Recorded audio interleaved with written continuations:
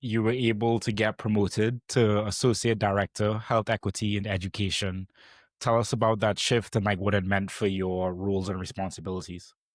Yeah, so our funding ended up sunsetting with that particular federal grant. And there was an opportunity for my work to pivot to HIV prevention and advocacy, which was like really cool because it was very much so tangential to my work in sex ed, right? Because HIV prevention is naturally a part of sex education, but this was specific to Black women of cis and trans experience. And so, what that work looked like was supporting a cohort of young people who are working against the stigma of HIV, working against HIV decrim, as well as advocacy and awareness. There are so many facets of HIV prevention and access to care that oftentimes are not spoken about and certainly not spoken about to Black women.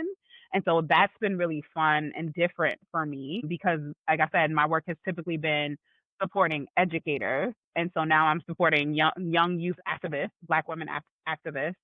And additionally, I also was supporting federal funding that we had at the time that was around digital advocacy and creating HIV prevention or access content that was a little bit more inclusive. So Black women, LGBTQIA plus, people that look non-binary on the digital media, outlets, and working with community partners. And so because my work kind of transitioned from laser focused to sex ed and a little bit more broad, we, changed the name, changed my title a little bit to be more encompassing. I still do have the privilege of supporting updating sex ed lessons and still doing trainings because I like to keep my, as you can tell from like my list of things, I like to keep my hands in a couple different pots, right? But yeah, so my work now is a little bit more broader, and not as laser focused, which is great. And like that's what I say when it comes to the field of public health, like you have the leverage to do so many different things.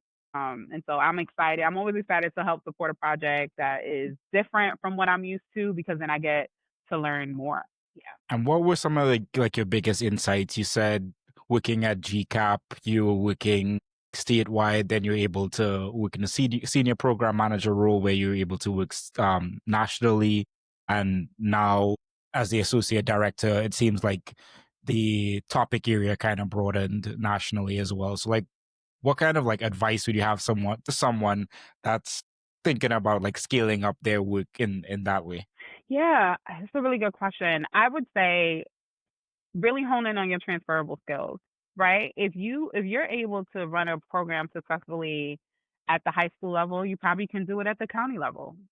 You probably could do it at the statewide level. And so as you're in whatever role that you're in, how can we transfer those skills and scale them up?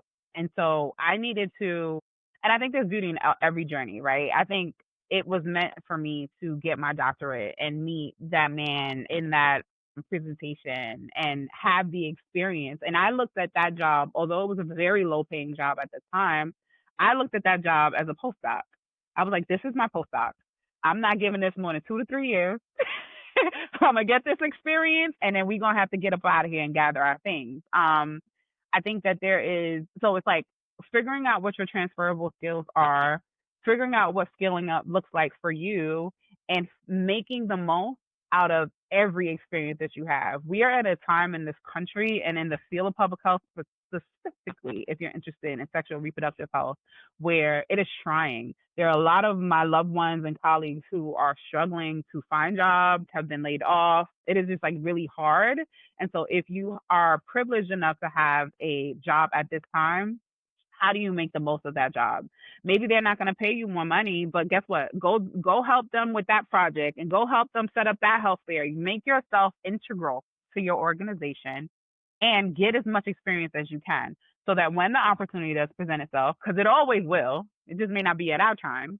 When the opportunity presents itself for you to scale up, you now have additional tools that you can use in your next experience. Absolutely agree with that. So, in your current role, what do you like most about the work and what is most challenging in your work? Great question. I love the organization that I work for, and like literally, they're not sponsoring this, but it is the most. I feel like I'm able to be my most unapologetic self. I have worked at organizations where it was a little bit more conservative. We had to be mindful of what the donors thought. You kind of had to be zipped up. And at this org, they are unapologetic. in they're unapologetic in their advocacy in centering marginalized populations and young people, period. Right? They're unapologetic in ensuring that young people have the right to access health services, they have the right to equitable sex education, and anything that is opposing that, we fight fiercely against. And that feels really good to me. It feels euphoric. It feels like I am working with an organization and for an organization that aligns with my own personal values. So that is the best part. I think the other part that I enjoy is that I'm able to cross collaborate. So I might work with the policy team on something. I might work with the development team on something. And so kind of like what I was saying is like getting other experiences that are in theory outside of my wheelhouse, but everyone is really passionate about their work, which makes me interested in supporting them, right? And so that's partially why we made my title now a little bit more general, because there's just so many different things that I kind of do in projects that I take on. So I love being able to do different things and get different experiences. What is the most challenging? I think the most challenging part of my work right now is the political climate. I am fearful for what the next couple of years look like because there's so much time left. What the next couple of years look like, some of the laws that are coming down the pike and that have already been instilled are directly harmful to the youth that I'm passionate about and serve. And so that makes it challenging to do my work because in thinking of the creative idea or in thinking about, oh, great, we got these, this new beautiful Black trans woman who has been thriving with HIV since birth or since whatever age, and she's excited to do advocacy work.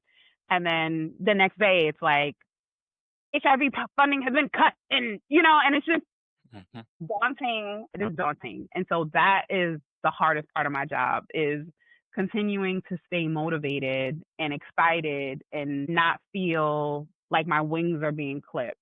And also trying to ensure that I don't show that sadness to the young people that I'm serving because if I as the adult seem like I am sad or I'm feeling like despondent about what the future may look like, then most certainly they're gonna feel that. So finding the silver lining I guess. Yes, it's becoming hard these days, but we definitely have to continue to reach for it. Yeah, for sure. And then you've spoken a lot about like education being some of the passion that you've done, and you currently also work as an adjunct professor at CUNY SPH. You kind of spoke about like what you enjoy about teaching, but I wanted to ask, what insights do your students offer to you? What do you learn from them? So I teach an online class, which is very different, which is funny because as a student, I hated online classes. But I teach an online class, and it's really great to get perspective because a lot of the people who are in those classes they work.